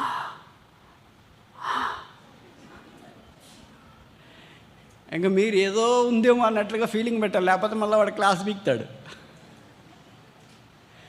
అలాగే వాళ్ళు వచ్చి వాళ్ళ పాపాలు పోపు దగ్గర చెవులో చెప్పేటప్పటికి పోపు క్షమించేసి ఒక పత్రం ఇస్తాడు. 100 రూపాయల పత్రం, 200 రూపాయల పత్రం, 300 రూపాయల పత్రం. వాళ్ళ పాపాలు క్షమించబడిపోయినాయి. బహుశా మీకు తెలియదు అనుకుంటే అదంతటా కేంద్రము రోమా, ఇటలీ దేశం. ప్రపంచ ప్రఖ్యాతి చెందిన చర్చ్లు ఇటలీలో ఉన్నాయి. నంబర్ 1 బిగ్గెస్ట్ చర్చ్ వాటికన్ సిటీలో ఉంది కదా, సెయింట్ పీటర్స్. నేను ప్రపంచంలో 2వ స్థానమో 3వ స్థానంలో ఉన్న church Saint Andrews church in Florence, ఇటలీలో. అది చూడటానికి ఒక రోజు సరిపోదు, చూడటానికి 2 కళ్ళు సరిపోవు, చూడటానికి ఒకరు ఇద్దరు వెళితే సరిపోదు. నేను ఎప్పుడూ మార్టిన్ లూథర్ గారు బయోగ్రఫీ చదివేటప్పుడు ఆయన రాత్రి చర్చిలోనే ఎవరికి తెలియకుండా దాక్కున్నాడంట. మళ్ళీ వేరే వాళ్ళు వచ్చేటప్పటికి ఆయన దేవుని వాక్యం బాగా చదివేసి ఈ వాక్యం ద్వారా పట్టబడి థీసిస్ అంటే ఆయన దైవికమైన వాక్యాలను రాసి చర్చ్ యొక్క ద్వారబంధ్రాలకు రాసినాడంటే నేను అనుకునేవాడిని అంత పెద్ద చర్చి ఉంటుందా ఏంటి, మా చర్చిలో వాళ్ళు ఎక్కడున్నా కూడా కనిపిస్తారు, ఎలకలు దోమలు కూడా కనిపిస్తాయి. ఈయన దాక్కున్నాడు ఏంటి, అలాగే దాక్కున్నాడు, ఏదో రాసింటాడేమో అనుకున్నా. కానీ ఒక్కసారికి వెళ్ళి ఆ చర్చిలు చూస్తే అనిపించింది దీంట్లో ఏదైనా సాధ్యమే. అసలు మనవి ఏదో చిన్నవన్నీ చెప్పుల స్టాండ్ మాదిరి ఉంటాయి. తల ఇట్లా పైకైతే చూస్తే మెడబడిపోవాల్సిందే కానీ ఆ పైన శిఖరాగ్రం మనకు కనిపించదు. Man's handy work, glass hand work, craftsmanship, workmanship, ఇంకే షిప్ అన్నా మీరు అనండి, అంత ముగ్ధ మనోహరంగా కట్టింటారు చర్చెస్. దాక్కోవడం అంటే చాలా తేలిక, మిస్ కావడం అనేది చాలా చాలా తేలిక. అంత పెద్ద దాంట్లో ఆయన దాక్కోనండి దేవుని వాక్యం మనకి బయటికి తీసుకొని వచ్చిన తర్వాత అంత తేలిక కాదు కదా. ఆయన మీద ఇదేంటి మానశాసనం జారీ చేసినారు, చంపేస్తామని. ఆయనకు ఒక ఫ్రెండ్ ఉండేవాడు. మనమైతే ఏం చేసింటామంటే చచ్చిపోయేటప్పుడన్నా ఫ్రెండ్ నేను కలిసి చనిపోదాం అనుకున్నాం. ఎలా కలిసి పుట్టలేదు కనుక కలిసి చచ్చిపోదామని. కానీ మార్టిన్ లూథర్ గారు అప్పుడు చాలా తెలివైన మిషనరీ, అంత తెలివైన వాళ్ళు కనుకనే దేవుని వాక్యం మన దగ్గరికి ఇంత బాగా వచ్చింది. మనలాగా స్వార్థపూరితమైన సంకుచిత భావాలు కలిగిన వాళ్ళు కాదు. ఆయన తన స్నేహితులతో చెప్పాడు, మన ఇద్దరం ఒకే దగ్గర ఉండకూడదు, ఎందుకంటే చంపేస్తే ఇద్దరిని చంపేస్తే దేవుని వాక్యం ప్రబలమే వ్యాపించేది కష్టం కదా. కానీ ఇద్దరు దూరం వెళ్ళిపోదా, నువ్వు ఒక దగ్గర నేను ఒక దగ్గర. చంపేస్తే ఒకళ్ళే చంపేసినా, నన్ను చంపేస్తే నువ్వన్నా ఉంటావు, నేను చంపేస్తే నేనన్నా ఉంటా. దేవుని వాక్యం బయటికి రావడానికి తేలిక అవుతుంది అనుకున్నా. ఇద్దరు దూరం వెళ్ళిపోయారు. ప్రభుకి స్తోత్రాలు, దేవుడు ఇద్దరిని చంపుకుంటే కాపాడుతూ వచ్చినాడు. ఆ ఫ్రెండ్ ద్వారా బైబిల్ లోకానికి పరిచయం అయింది. ఆ ఫ్రెండ్ ఎవరో చెప్పనా? మనకుంటారు ఫ్రెండ్లు, టీలు తాగే friend, hi bye take care bye ఖో, ఇది ఫ్రెండ్షిప్, మన ఫ్రెండ్షిప్. అలాంటి ఫ్రెండ్ ఒక్కడు ఉంటే చాలదా జీవితానికి. మనకి ఎంతమందో ఫ్రెండ్స్, కొంతమంది చెప్తుంటారు, బ్రదర్ నా క్లోజ్ ఫ్రెండ్, థిక్ ఫ్రెండ్, ఒకే కంచంలో తిని ఒకే మనసులో పడుకున్నాం. వాళ్ళు లేకపోతే నా బర్త్డేనే చేయను, అమ్మాయి లేకపోతే నా బర్త్డేనే చేయను. ఏంటి బెలూన్లు లుప్టానికా, క్యాండిల్ లుప్టానికా? ఏం చేస్తాం మన ఫ్రెండ్స్ని తీసుకుని? అసలు నాకు అర్థం కాదు. ఎవడని మీరు గుడి మీద చేసుకుని చెప్పండి, మీ ఫ్రెండ్స్ ఎప్పుడని మీకు సాయం చేయడానికి ఆపదలో ఉన్నప్పుడు వచ్చినారా? ఒకే ఒక స్నేహితుడు, నిజమైన స్నేహితుడు. What a friend we have in Jesus. యేసులో మనకున్న స్నేహితుడి కంటే ఇంకా అధికమైన స్నేహితులు ఎవరు ఉంటారని నన్ను కొంతమంది ప్రశ్న అడుగుతున్నారు, బ్రదర్ మీకు మంచి ఫ్రెండ్ ఎవరో చెప్పండి అని. నేను ఎప్పటికీ చెప్తా, ఐ హ్యావ్ నో ఫ్రెండ్స్. ఇప్పుడే కాదు, నేను చదువుకునేటప్పటి నుండి ఇప్పటిదాకా నాకు ఎవరు స్నేహితులే లేరు. ఉన్నోళ్ళంతా ఎవరు మరి అని మీరు అడగవచ్చు. ఎందుకంటే వెంటనే క్వశ్చన్ పోకింగ్ మైండ్ ఒకటి లోపల పనిచేస్తుంటుంది. ఇప్పుడున్నోళ్ళు ఎవరు, పలికేవాళ్ళు ఎవరు అంటే వాళ్ళంతా classmates, seniors, juniors, bench mates, hostel mate, room mate, తర్వాత వాళ్ళు believers, fellow believers, seniors, God servants, ఇలా వాళ్ళే అంతే. No friend, only one friend, Jesus Christ. మీకు చెప్పరేంటి? ఉంటే మార్టిన్ లూథర్ గారు లాంటి ఫ్రెండ్ ఉండాలా ఆయన అన్నట్లా. ఇప్పుడు సరే ప్రభుకు స్తోత్రాలు. జరిగిన సంగతి ఏంటంటే, మార్టిన్ లూథర్ గారి ఫ్రెండ్ ద్వారా బైబిల్ లోకానికి పరిచయమైంది. ఇది నువ్వు పట్టుకున్న బైబిల్, నువ్వు చదివేవి అన్నీ ఆయన ద్వారా వచ్చినాయి. ఆయన పేరు గుటెన్బర్గ్. అచ్చు యంత్రాన్ని కనిపెట్టినాడు. ఆయన అచ్చు యంత్రాన్ని, వనవాసంలో ఉన్నారు కదా, ఇద్దరు ఒకవైపు వెళ్ళిపోయారు. ఆయన ఒకవైపు, ఈయన ఒకవైపు. మనమైతే ఒకవైపు వెళ్ళిపోతే ఏం చేస్తాము? ఏడ్చి ఏడ్చి ఏడ్చి ఏడ్చి శాత కాకుండా గ్లూకోజ్ ఎక్కించి అన్న ప్రార్థన. ఫారినర్స్ ఆ టైపు కాదు. అస్సలు మన మాదిరి వాళ్ళు ఉంటే ఇప్పటిదాకా ఏమి జరిగిండేది కాదు. మనంతమంది వాళ్ళు ఉండింటే ఇప్పటిదాకా ప్రపంచం తలకిందులు అయి ఉంటుంది. వాళ్ళ జనాభా తక్కువ, ఏం చేస్తాం? మన జనాభా ఇంత ఉంది, ఏం చేస్తాం? ఒకడు అట్ట నిలబడినాడంటే అంతే. ఇంకా అలాగే నిలబడి ఇచ్చినారు. ఒకడే ఉన్నాడు కనుక ఎట్లొస్తాయి చూడండి స్పార్క్ వల్ల ఆలోచనలు. మనం ఇప్పుడు చదువుకుంటే ఎవడు కనిపెట్టినాడో రా ఇది రాత, మన ప్రాణాలు తీస్తున్నారా చదువు చదువు చదువు అని. కనిపెట్టిన తర్వాత, చేసిన తర్వాత మన దగ్గరికి వస్తే చదవటానికే ఎంత కష్టమైతే కనిపెట్టిన వాళ్ళ సంగతి ఏమనాలా? అత్యంతరం కనిపెట్టి అప్పుడు కొత్త నిబంధన ఆయన ప్రింట్ వేసి మార్టిన్ లూథర్ గారి దగ్గరికి పంపిస్తే ఆశ్చర్యచకితుడైపోయాడు. What a friend I have in Gutenberg. అలాంటి ప్రపంచాన్ని ప్రభావితం చేసి ఒక్క ఫ్రెండ్ చాలు. నిన్ను ప్రభావితం చేసి లోకంలోనికి తీసుకుని వెళ్ళే ఫ్రెండ్లు ఇంతమంది ఉంటే ఏం లాభం ఉంది? కొంతమంది చెప్తున్నారు, నాకు ఎంతమంది ఫ్రెండ్స్ తెలుసా? చాలా గాడిదలకు కూడా ఫ్రెండ్స్ ఉంటాయి, గుర్రాలకు కూడా ఫ్రెండ్స్ ఉంటాయి, పందులకు కూడా ఫ్రెండ్స్ ఉంటాయి, అన్నిటికీ ఫ్రెండ్స్ ఉంటాయి. దైవికమైన ఒక్క ఫ్రెండ్, ప్రపంచాన్ని తలకిందులు చేయగలిగే ఒక్క స్నేహితుడు ఎంత బాగుంటాడు. అందుకే ఈ దినాన ఆయన ద్వారా దేవుడు మనల్ని విశ్వాసంలోనికి తీసుకొని వచ్చినాడు. గుటెన్బర్గ్ ద్వారా ఈ అచ్చయంత్రం కనుగొనబడి బైబిల్ అచ్చేసి భాషలోనికి మొదటి జర్మన్ భాషలోకి వేసారు. ఆ జర్మన్ భాషలో నుండి బయటకు వచ్చింది. వాళ్ళిద్దరు జర్మన్స్. ఒక దేశం ప్రపంచానికి ఎంత ఆశీర్వాదకరంగా మారుతుంది ప్రభు యందు విశ్వాసం కలిగిన వారు. ఇప్పుడు చెప్పండి, అలాంటి గొప్ప భక్తుల యొక్క విశ్వాసం దగ్గర పోల్చుకుంటే మన 10th క్లాస్ పరీక్షలు, ఇంటర్మీడియట్ పరీక్షలు, డిగ్రీ పరీక్షలు, ఉద్యోగం, డిఎస్సివి, పోలీస్వి, ఎస్ఐవి, కాంపిటేటివ్ పరీక్షలు ఎక్కడన్నా త్రాసులోనన్నా పెట్టుకోవచ్చా? మనకి ఇవే మొయ్యలేని బరువుగా మనం ఫీల్ అయిపోతున్నాం. అయ్యో ఇది అయిపోతే చాలు, ఇది అయిపోతే చాలని. ఈ కుటుంబము, ఈ భర్త, ఈ భార్య, ఈ పిల్లలు, ఈ పరిచయ ధర్మం అని. మనకంటే భక్తులు ఎంతోమంది విశ్వాసయాత్రలో ముందుకెళ్ళిపోయారు. అందుకనే పౌలు చివర్లో అన్నాడు, నా పరుగు కడ ముట్టించి తిని. ఏం కాపాడుకున్నాడంట? ఆస్తి కాదు, బంగారం కాదు, వెలగల రాళ్ళు కాదు, పడ్డాడం కాదు, పాపిడి బిళ్ళ కాదు, నల్లపూసల దండ కాదు. ఏం కాపాడుకున్నాడు? మనం కొంతమంది ఏమనుకుంటారు, ఇలాగే చేతిలో పెట్టుకొని ఉంటారు. ఏంటంటే నల్లపూసల దండ. ఒక ఆయన బ్రదర్ చెప్తా ఉన్నాడు నా దగ్గరికి వచ్చి, బ్రదర్ నా భార్యకి చాలా వింత కోరికలు బ్రదర్, ప్రార్థన చేయండి అంటే. మీరు చాలా తెలివైనడు కదా, తీర్చుతారు కదా ఆమె కోరికలు ఖచ్చితంగా అంటే. చాలా తీర్చాను బ్రదర్, కొన్ని తీర్చలేకపోతున్నాను అన్నాడు. ఏం తీర్చలేకపోతున్నారంటే ఆయన చెప్పడం ఆరంభించినాడు. ఒకరోజు బ్రదర్, మా వెడ్డింగ్ యానివర్సరీ 10-15 ఏళ్ళు అయింది పెళ్ళైన తర్వాత. ఆ వెడ్డింగ్ యానివర్సరీ రోజు భార్య అడిగిందంట ఆయన్ని, నా జీవితంలో కోరిక ఉందండి, ఆ కోరిక మీరు తీరుస్తారా అనిందంట. సరే చెప్పు, ప్రయత్నం చేస్తానులే అన్నాడంట. ఏమోనండి, నాకు మీరు చేస్తారని నమ్మకం లేదు అనిందంట. నమ్మకం లేకపోతే చెప్పొద్దులే అన్నాడంట. చెప్పకుండా ఉంటారా? చెప్పమని అంటారేమో అని వీళ్ళు అని అంటారు. వాళ్ళు ఖతర్నాకులు కదా, కనుక ముందే కమిటీ కావడం ఎందుకులే, కనుక చెప్పొద్దులే అని చెప్పేసినారంట. లేదండి అలాగైనా చెప్తానులే, మీరు ప్రయత్నం చేయండి అని ఆమె చెప్పిందంట. అంటే ఇది వాస్తవం కాదు, ఊరికే అలా విశ్వాసాలకు భవిష్యత్తు నాకు తెలిసి అలాగుండదు. నాకు నల్లపూసల దండ వేసుకోవాలని చాలా కోరిక ఉందండి. పిల్లప్పటి నుండి మా అమ్మగారు చేయించలేదు, మా అన్నోళ్ళు చేయించలేదు, పెళ్ళికి చేయించలేదు, పెళ్ళి ఇంతకాలమైంది ఎవరు చేయించలేదు, మీరే చేస్తారా అంటే. ఈయన చాలా తెలివైనవాడు కదా, ఈయనేమన్నాడంట, అమ్మాయి నాకంటే నల్లపూసల దండ ఇంత నల్లగా ఇంత అందంగా ఉంటుందా చెప్పు అన్నాడంట.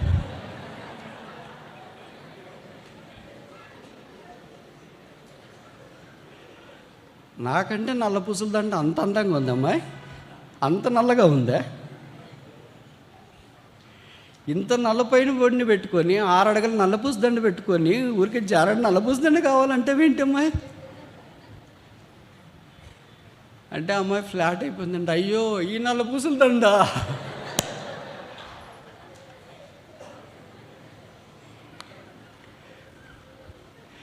నల్లపూసల దండ.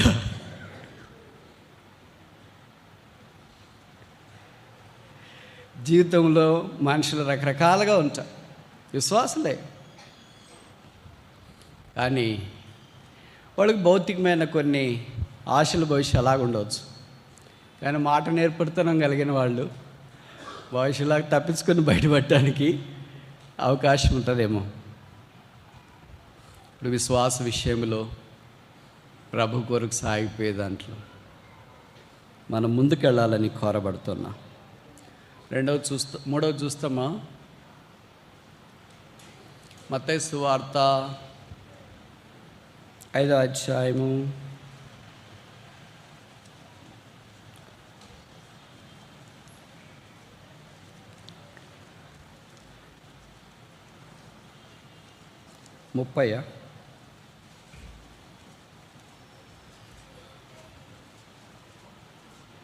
30.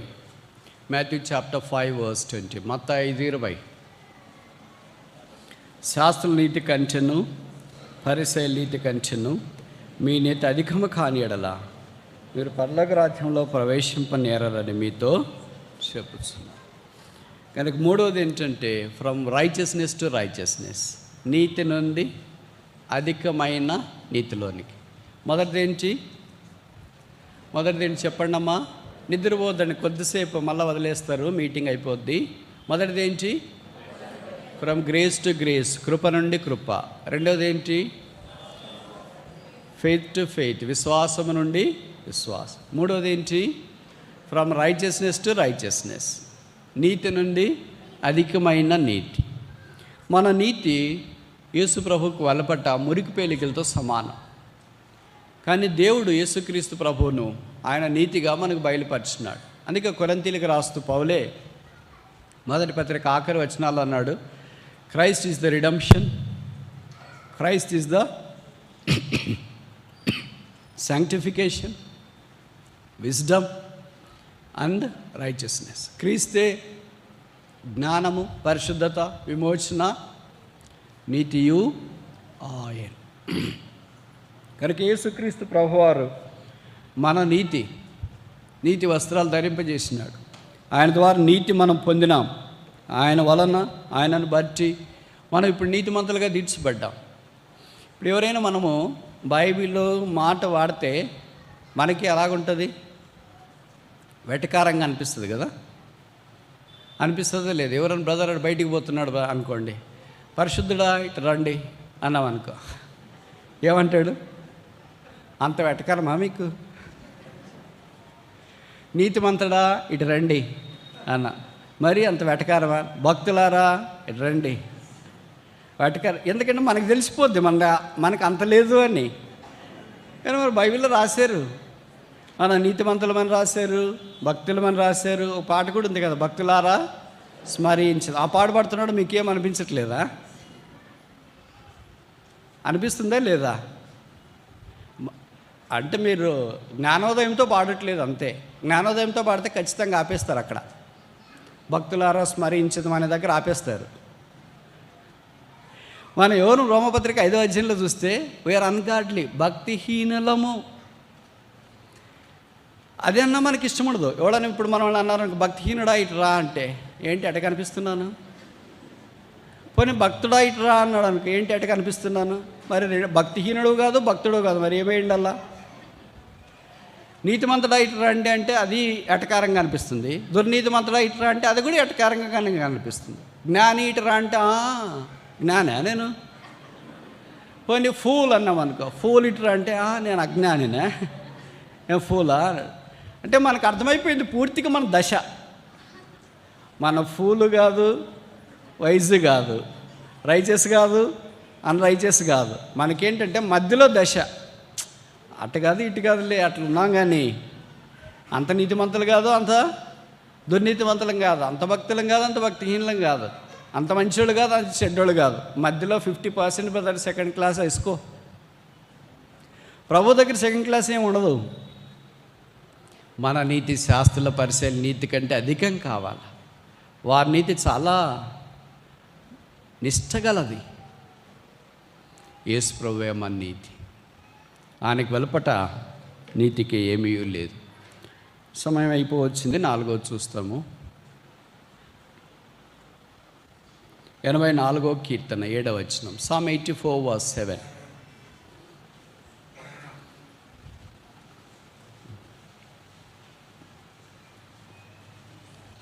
Psalm 84:7.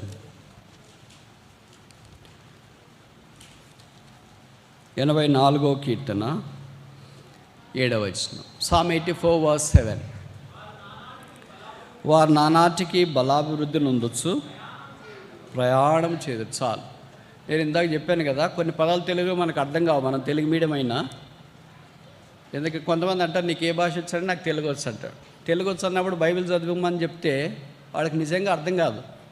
ఎందుకంటే తెలుగు మనకు వచ్చిన తెలుగుకి బైబిల్ తెలుగుకి చాలా దూరం ఉంది. ఇక్కడ నానాటికి బలాభివృద్ధి పొందొచ్చు అంటే ఏంటో తెలియదు. అందుకే ఇంగ్లీష్ బైబిల్లో చూస్తే they go from strength to strength. బలము నుండి బలంలోనికి వాళ్ళు వెళుతున్నారు. ఉన్న బలం సరిపోవట్లేదు, ఇంకో బలంకి వెళ్తున్నామంటే అర్థం ఏంటి? ఇది సరిపోలేదనే కదా అర్థం. ఒక కాలేజీకి వెళ్తున్నామంటే ఇది కుదరలేదనే కదా అర్థం.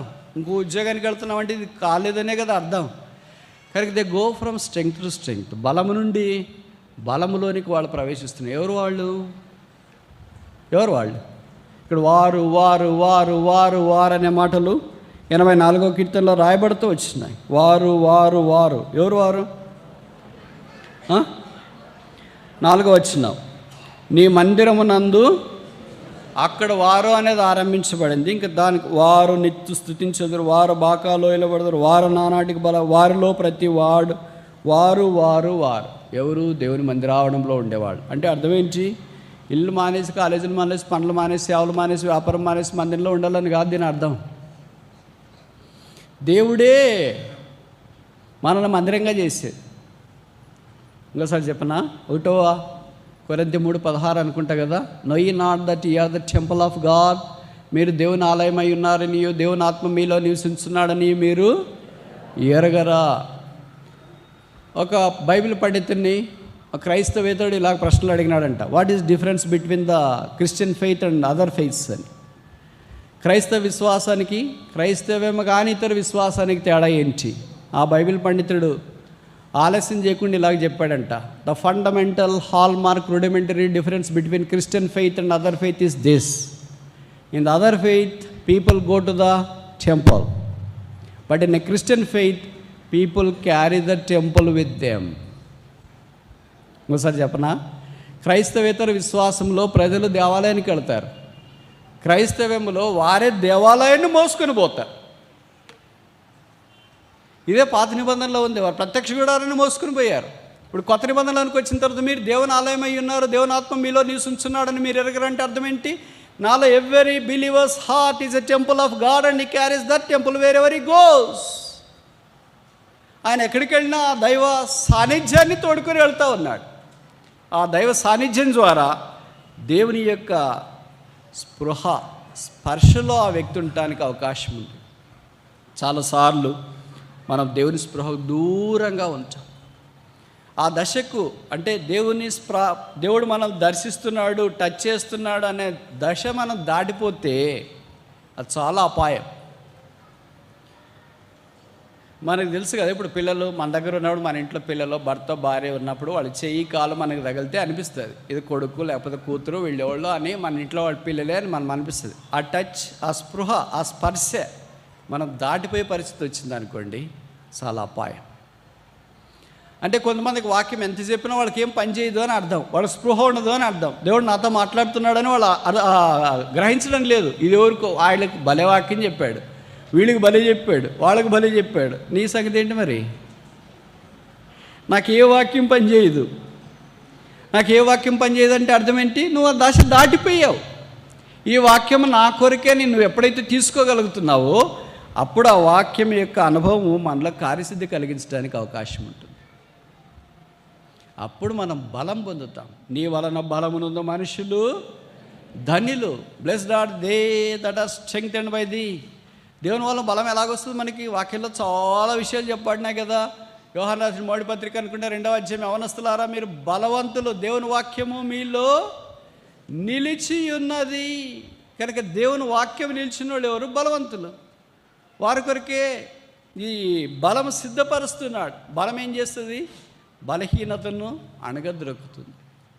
మనకేంటి? బలహీనత ఎక్కువ కార్యసిద్ధి కలిగిస్తూ ఉంటుంది. ఏ పరిస్థితుల్లోనైనా సరే మనము బలవంతులముగా ప్రభు కొరకు జీవించాలని దేవుడు కోరుతున్నాడు. మన బలము ప్రభువును బట్టి, సిలువను బట్టి. అందుకే అది బలాభివృద్ధి ఉన్నవారు ధన్యులు. పౌలు అన్నాడు, నేను ఎప్పుడు బలహీనుడను అప్పుడు బలవంతుడు. కొంతమంది చెప్తుంటారు కదా, శరీరం బలహీనత ఉన్నవాళ్ళు, వాళ్ళని చూడటానికి చాలా బాగుంటారు, ఉంటారు, అంత చక్కగా ఉంటారు, కానీ వాళ్ళు ఏం చేస్తారు? నీరసం వచ్చింది, కూర్చోలేకపోతున్నా, మాట్లాడలేకపోతున్నారే, అంత బాగున్నావు.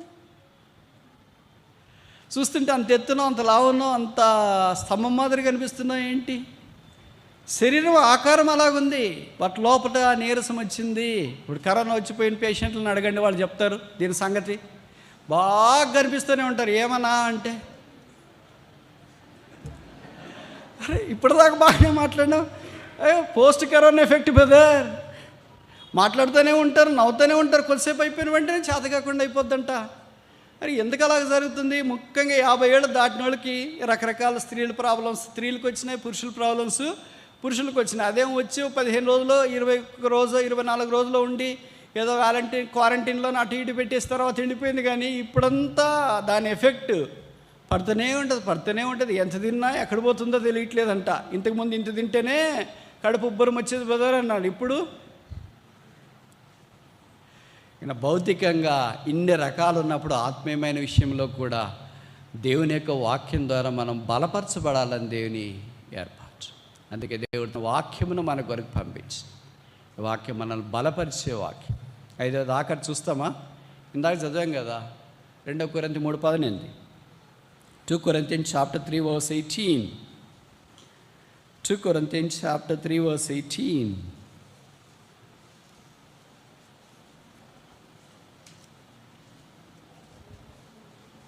కొరింథీయులకు రాసిన 2వ పత్రిక 3వ అధ్యాయం 18వ వచనం. మనమందరమును ముసుగు లేని ముఖముతో ప్రభువు యొక్క మహిమను అద్దము వలె ప్రతిబింబింపజేయచ్చు. మహిమ నుండి అధిక మహిమ. కనుక చివరిది ఏంటంటే ఫ్రమ్ గ్లోరీ టు గ్లోరీ. ఈ మహిమ నుండి అధిక మహిమలోనికి రావటానికి మొదటి 4 విషయాల్లో మనము ముందుకెళుతూ రావాలి. ఫ్రమ్ గ్రేస్ టు గ్రేస్, కృప నుండి కృప. 2వది ఫెయిత్ టు ఫెయిత్, విశ్వాసం నుండి విశ్వాసం. 3వది రైచియస్నెస్ టు రైచియస్నెస్, నీతి నుండి అధికమైన నీతి. 4వది స్ట్రెంగ్త్ టు స్ట్రెంగ్త్, బలము నుండి అధిక బలం. 5వది ఫ్రమ్ గ్లోరీ టు గ్లోరీ. మనం ఇప్పుడు భూమి మీద ఉన్న ఈ మహిమ తాత్కాలికమైంది. అంటే మనము అనుభవిస్తున్న ఇప్పుడు ఈ మహిమ, మనము రోమపత్రిక ప్రకారము 3వ అధ్యాయంలో ఏ భేదం లేదో అందరినూ దేవుడు అనుగ్రహించు మహిమను, short of the glory of God. దేవుని మహిమకు తక్కువగా వచ్చిన, తక్కువ అంటే 35 మార్కులకు తక్కువ వస్తే, ఎంత తక్కువ వచ్చినా తక్కువే. 34 వచ్చినా కూడా తక్కువే, 32 వచ్చినా కూడా తక్కువే. కొంతమంది చెప్తుంటారు, నాకు చాలా తెలివిగా జవాబు చెప్పినట్లు వాళ్ళు ఫీల్ అవుతుంటారేమో. ఏంటి పెద్ద డిఎస్సి రిజల్ట్స్ వచ్చినాయి కదంటే, వచ్చినాయన్నా. ఒక్క మార్కులో కట్ ఆఫ్ పోయింది. ఒక్క మార్కులో కట్ ఆఫ్ పోయినా, 10 మార్కుల్లో కట్ ఆఫ్ పోయినా కట్ ఆఫ్ కిందే ఉన్నావు కదా, పైకేం వెళ్ళలేదు కదా. కరెక్ట్ నా దగ్గరికి వచ్చి కట్ అయిందని చెప్పట్లే, ఒక్క దాంట్లో కట్ ఆఫ్ అయిపోయింది. అక్కడ పోటీ పరీక్షలు రాసేవాళ్ళు అలాగే చెప్తుంటారు. మరి వాళ్ళకి పాపం సోలేస్ అనుకుంటా, సూదనింగ్ వర్డ్స్, ఆదరణ కలిగించే మాటలు. వాళ్ళతో పాటు నేను కూడా సంఘీభావం పాటిస్తున్నా. ఎందుకంటే వాళ్ళకి మాత్రం తెలుస్తాయి ఆ కష్టాలు. ఒక మార్కులో పోతే కరెక్ట్ కట్ ఆఫ్ అక్కడికి వస్తే ఎంత బాధ అవుతుందో అని. కానీ మొత్తానికి అలా కట్ ఆఫ్. మనం కూడా ప్రభువు అనుగ్రహించిన మహిమను పొందలేక అటుకు వచ్చిన 34 వచ్చి 30కి వచ్చి, అక్కడికి వచ్చినా కిందకి వచ్చినా 0 వచ్చినా అక్కడికే వచ్చినట్లే. మా వాడికి 0 వచ్చింది, వాడు ఫెయిలే. మా వాడికి 34 వచ్చింది, వాడు కూడా ఫెయిలే. 0 వచ్చినా 34 వచ్చినా ఫెయిలే. అలాగే మనం ఇంత నీతి చేసినా అంత నీతి చేసినా, ప్రభువుకు వెలబడి ఎంత చేసినా దేవుని మహిమకు తక్కువ వచ్చినా. ఇప్పుడు అందుకే కొరింథీ పత్రికలో చెప్పబడింది కదా, గాడ్ ఆఫ్ గ్లోరీ, మహిమ గల దేవుడు లేదా మహిమా స్వరూపైన దేవుడు మన కొరకే సిలువ వేయబట్టడానికి ఇష్టపడ్డాడు. ఆయన సిలువలో దీనుడిగా దరిద్రుడిగా వేలాడదీయబడ్డాడు. తల మీద ముళ్ళ కిరీటం, ముఖం మీద ఉమ్మి, చేతుల్లో మేకులు, దేహమంతా కొడదెబ్బలు, ప్రక్కలో బల్లెపోటు, రక్తం కార్చి చనిపోయి సమాధి చేయబడి తిరిగి 3వ దినాన్ని లేచి పరలోక స్థలాల్లో మహామహుని యొక్క కుడిపార్శ్వమున ఆసీనుడైనాడు ఆ యేసుక్రీస్తు ప్రభువు. అందుకని యోహాను సువార్త 17వ అధ్యాయము 4వ వచనంలో అన్నాడు, తండ్రి చేయటకు నీవు నాకు ఇచ్చిన పని నేను భూమి మీద సంపూర్ణంగా నెరవేర్చి నిన్ను మహిమ పరిచితి. నీ కేమ్ టు గ్లోరిఫై గాడ్. దేవుని మహిమపరచడానికి భూమి మీదకి వచ్చినాడు. The very purpose of his arrival to this earth is to bring fourth glory. మనం ఈ భూమి మీదకి ఎందుకు వచ్చినాం? ఎవరన్నా అడిగినాం అనుకో, బ్రదర్ ఎందుకు ఈ భూమి మీద ఉన్నారు అని, మన దగ్గర జవాబు ఉందా? ఏమో దేవుడు పంపించినాడో వచ్చినాం. ఎందుకు చదువుతున్నారు? ఏమో చదువుకునే వయసు వచ్చింది కనుక కాలేజీకి పంపించినా చదువుతున్నారు. ఎందుకు ఉద్యోగం చేస్తున్నారు? ఉద్యోగం వచ్చింది కనుక. ఎందుకు పెళ్లి చేసుకున్నారు? ఏం చేశారు కనుక. ఎందుకు పిల్లల్ని కన్నారు? దేవుడు ఇచ్చినాడు కనుక. అప్పుడు మాత్రం ఆత్మీయత వస్తుంది. ఎందుకు ఇవన్నీ చేస్తున్నాం? ఒకటే, దేవునికి మహిమ. మనల్ని ఈ భూమి మీదకి దేవుడు పంపించడం ఉద్దేశం అదే. The very purpose of sending us in this human form is to bring forth the glory to God. We have forgotten that. We have missed it long ago. We have no idea that God has sent me into this world for His own glory. దేవుడు తన మహిమ కొరకు మనల్ని పంపించినాడని మనం ఎప్పుడో మర్చిపోయినాం. Our eyes are blinded. మన కళ్ళు కప్పబడ్డాయి, పొరలు కమ్మిపోయినాయి. నా బ్రతుకు ద్వారా, నా చదువు ద్వారా, నా ఉద్యోగం ద్వారా, పెళ్లి ద్వారా, పిల్లల ద్వారా, తర్వాత కుటుంబం ద్వారా, పరిచయం ద్వారా నేను ఏం చేసినా, అందుకే కొరింథీయులకు రాస్తూనే అన్నాడు కదా ఆ పదము 10:31 1 కొరింథీయులో అనుకుంటా, మీరు ఏమి చేసినా, భోజనం చేసినా, పానం చేసినా సమస్తము దేవుని మహిమ కొరకు చేయండి. Do it everything for the glory of God. If there is no glory what I'm doing, there is no meaning at all. నేను చేసే పనిలో దేవునికి మహిమ లేకపోతే నేను చేసే పని ద్వారా ఏం ఉపయోగం లేదు. నేను ఏం పాటలు పాడినా, వాక్యం చెప్పినా, బోధించినా, పరిచయం చేసినా, చదువుకున్నా, ఉద్యోగం చేస్తున్నా, పిల్లల్ని కన్నా వాడిని ప్రభువులోనికి పెంచగలుగుతా, ఏ కార్యక్రమం జరుగుతున్నా సరే ఎంత బాగుందో. చాలాసార్లు తల్లిదండ్రులు మాతో బాధపడి చెప్తుంటారు, బ్రదర్ మా కొడుకు ఒకడు వాడు రక్షణ లేదు బ్రదర్, ప్రార్థన చేయండి. వాడు మందిరం అంటే, బైబిల్ అంటే, వాక్యం అంటే ఏమీ లేకుండా తిరిగేస్తున్నాడు బ్రదర్. గాలిపటం, సంక్రాంతి గాలిపటం తిరిగినట్లు తిరుగుతున్నాడు. ఆ సంక్రాంతి గాలిపటం వల్ల జనవరిలో మాత్రమే తిరుగుతుంది. మనోడు 365 రోజులు తిరుగుతూనే ఉంటాడు. తల్లిదండ్రులకి ఎంత బాధ అయిపోయింది. పిల్లలు లేనప్పుడు ఏం చెప్తారు? వచ్చి ప్రార్థన చేయండి బ్రదర్, మాకు పిల్లలు కావాలంటారు. నేను ఈ మధ్యలో ఎప్పుడో ఒక సాక్షి విన్నాను, ఒక తల్లి పెళ్ళి అయిపోయిన తర్వాత ఇలాగ ప్రార్థన చేసిందంట, ప్రభువా నాకు కుమారుణ్ణి ఇస్తే సమూయేలు లాంటి వాడిని ఇస్తానంటేనే ఇవ్వు, సమూయేలు కుమారులు లాంటి వాడిని వద్దు, ఏలి కుమారు లాంటి వాళ్ళు వద్దు, నాకు పిల్లలు లేకపోయినా గొడ్రాలకి ఇట్లే ఉంటా కానీ నాకు అలాంటి కుమారుని ఇవ్వద్దు.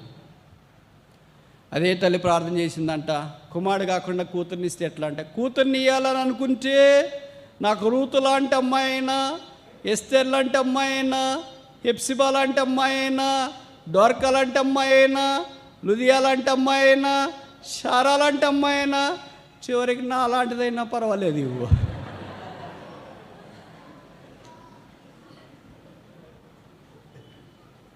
నేను చెప్పే మాటలు మీకు అర్థమవుతున్నాయా?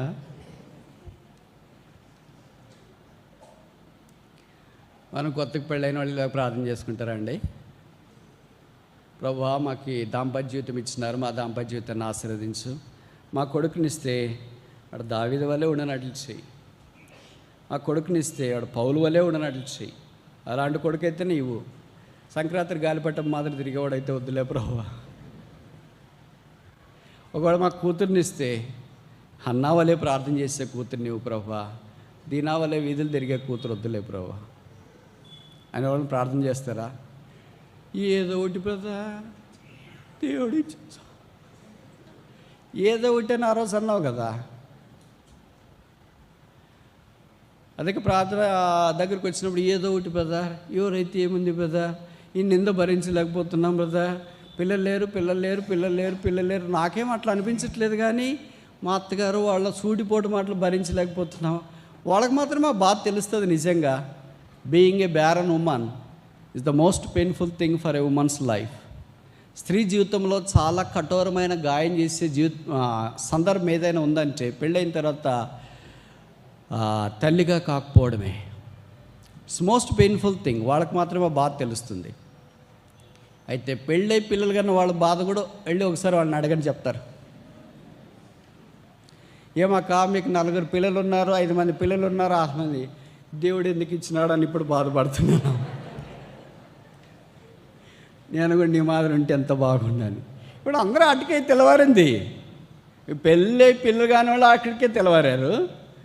పెళ్ళై పిల్లలు అయిపోయిన తర్వాత 3, 4, 5 మందిని కాని వాళ్ళైనా అటుకే తెల్లవారారు. వీళ్ళు అంటున్నారు పెళ్ళై పిల్లలు కాని వాళ్ళు మాకెవరు లేరు అంటున్నారు.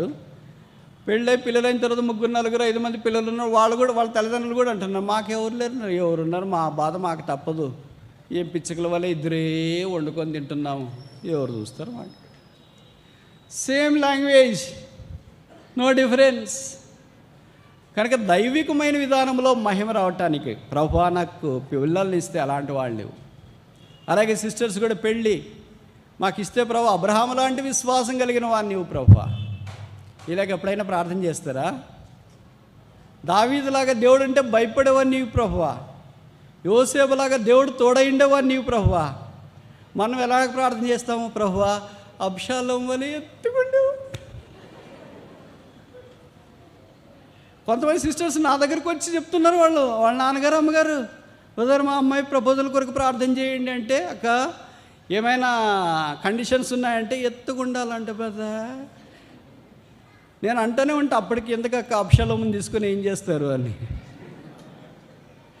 ఏమని ఈడు చూడు కావాలి కదండి. బయటికి వెళ్ళిన తర్వాత ఇద్దరు అమ్మాయి అబ్బాయి వెళ్తుంటే ముచ్చటపడేవాళ్ళు కావాలండి కదండి.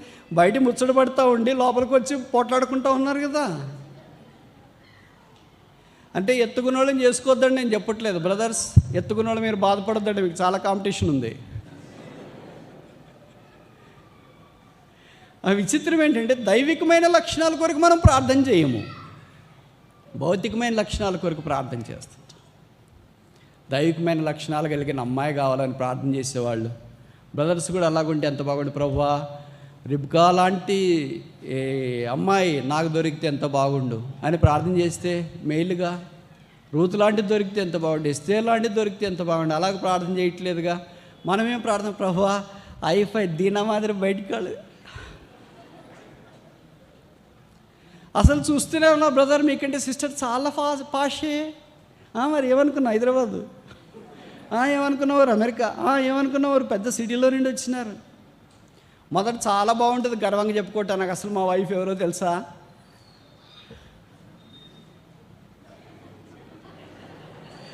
తర్వాత కొంత కాలం అయిపోయిన తర్వాత ఏంటి బ్రదర్ ఒకళ్ళే తిరుగుతున్నారు, సిస్టర్ రావట్లేదంటే దూరంగా ఉన్నాం brother.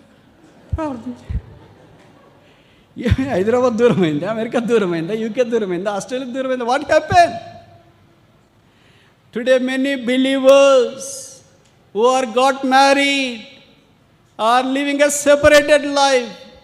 This is a heart-wrenching words that comes out of my mouth. ఎంతో బాధకరమైన సంగతులు. విషాదము. బిలీవర్సే ఇక్కడే ప్రమాణాలు చేశారు. పెద్ద పెద్ద సేవకులు ప్రపోజల్స్ తెచ్చారు, వాళ్ళే చేతులు పెట్టి ప్రమాణాలు చేయించినారు, వాళ్ళే సంతకాలు చేయించినారు, పెద్ద పెద్దోళ్ళే వాళ్ళకి సాక్షులుగా ఉన్నారు. But so sad, they are living a separated life. Because we forgot to bring glory to God.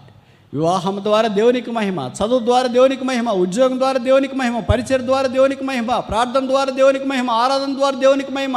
నేనేం చేసినా whatever I do, if there is no glory for God I don't like to do it any longer అని ఎప్పుడైనా మనకు అనిపించిందా? ప్రభువా నేను చేసే ఏ పనిలోనైనా నీకు మహిమ లేకపోతే నేను ఆ పని చేయకుండా నన్ను ఆపవా అని చెప్పే గుండెలు ఉన్నాయా? ఏదో ఒకట్లేండి, ఏ పని అయితే ఏం లేండి, ఎట్లా చేస్తే ఏం లేండి, దేవునికి మహిమ రాకుండా ఎందుకు చేయడం? ఈ కాబోదు ప్రభావము పోయింది.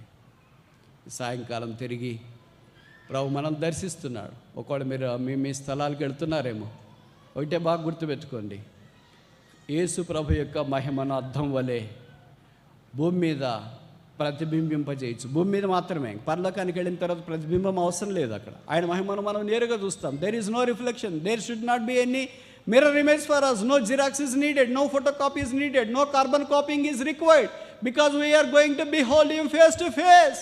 ముఖాముఖి అని మనం చూడబోతున్నాము. గొర్రెపిల్ల వధించబడినవాడు మన కొరకే ప్రాణం పెట్టిన ప్రభువును పరలోక రాజ్యంలో చూడనే ఉన్నాం కనుక ఈ భూమి మీద ఉన్నంతకాలమే ఆయన మహిమను లోకానికి ప్రతిబింబింప చేయాలని మొదట, రెండవది సంఘంలో ప్రతిబింబం చేయాలని దేవుని యొక్క ఉద్దేశం. అదే నా పరిచయం ద్వారా జరగకపోతే, అదే నా పాటల ద్వారా, సేవ ద్వారా, సండే క్లాస్ ద్వారా, ప్రార్థన ద్వారా, ఆయా కార్యక్రమాల ద్వారా అదే జరగకపోతే, is it necessary for me to do the work of the lord? Better I should quit. అర్థమవుతుంది నేను చెప్పే మాటలు. మన పరిచయం ద్వారా దేవునికి మహిమ లేకపోతే ఆ పరిచయం చేయడం అవసరమా? ఏమంటారు మరి? మనమందరము మహిమ నుండి అధిక మహిమకి వెళ్ళాలని దేవుని ఉద్దేశం. ఎలాగో చేయట్లేదు కదా వెళ్ళిపోదామని అనుకోవద్దు. ఎలాగో నా జీవితం ద్వారా మహిమ లేదు కదా నన్ను తీసుకొని ప్రార్థన చేయొద్దు. పైపెచ్చు దానికి పాజిటివ్గా ప్రార్థన చేయాలి. ప్రభువా, నా ద్వారా ఏదైనా మీకు మహిమ వచ్చేటట్లుగా నన్ను వాడుకో, నన్ను మలుచు, నన్ను సాధనంగా చేసుకో. ప్రభు అలాగ చేయడానికి సమర్థుడు. ఆయన శిలువ రక్తం ద్వారా కడగబడి శుద్ధీకరించబడి ఎంతో ఓడిపోయా. మన పరిచయం ద్వారా మహిమ లేదు. మనం చేసే ద్వారా దేని మహిమ ఏదో చేయాలా కనుక చేయాలా, మాట్లాడాలి కనుక మాట్లాడాలి, వెళ్ళాలి కనుక వెళ్ళాలా, చేయాలి కనుక చేయాలా, ప్రార్థన చేయాలి కనుక చేయాలా. కొంతమంది ప్రార్థన చేస్తే నిద్ర వస్తుంది, కొంతమంది సువార్త చెప్తుంటే నిద్ర వస్తుంది. ఎందుకంటే ఇట్స్ ఆల్ ఫ్లెష్, కేవలం శరీరం. There is no spirit in it. Bakht Singh లాంటి వాళ్ళు గొప్ప దైవజనులు, ఆయనకి తెలుగు అంత అవగాహన కాకపోయినా ఎవళ్ళు తెలుగు వాళ్ళు వచ్చిన, తమిళ వాళ్ళు వచ్చిన, ఎవరు వచ్చి ఆయన దగ్గరికి వచ్చి సమస్యలు చెప్పిన, బ్రదర్ ఇది మా సిచ్యువేషన్, వాళ్ళ భాషలోనే చెప్పేవాళ్ళు. వాళ్ళకి అర్థమైంది ఏంటి? దే ఆర్ మూడు మీద స్పిరిట్, ఆత్మ ద్వారా నడిపించబడుతున్నారు. కనుక వీళ్ళు చెప్పే ఆత్మ మూలుగు ఘోష, ఏ భాష అయినా, అది హిందీ అయినా, తెలుగు అయినా, తమిళమైనా, కేవలైనా, మలయాళమైనా, ఏదైనా సరే వాళ్ళు అర్థం చేసుకోగలిగి వారి కొరకు ప్రార్థన చేసేవారు. వాళ్ళ కొరకు ఎప్పుడు మిస్ మ్యాచింగ్ ప్రార్థన ఉండదు. వాళ్ళొకటి చెప్తే వీళ్ళొకటి చెప్పి ప్రార్థన చేసేది ఎప్పుడు ఉండదు. వాళ్ళు ఏం చెప్పింటారో దాని కొరకే వీళ్ళు ప్రార్థన చేయడం అలవాటు. కారణం ఏంటి? దేవుని మహిమ కొరకు జీవించాలని ఇష్టపడ్డారు. That which is born of spirit is spirit, that which is born of flesh is flesh. The spirit is life, the flesh is death. శరీరానుసారమైంది శరీరము, ఆత్మానుసారమైంది ఆత్మ. శరీరం మరణం తీసుకొని వస్తుంది, ఆత్మ జీవం తీసుకొని వస్తుంది. మన సంగతి ఏంటి? ప్రార్థన.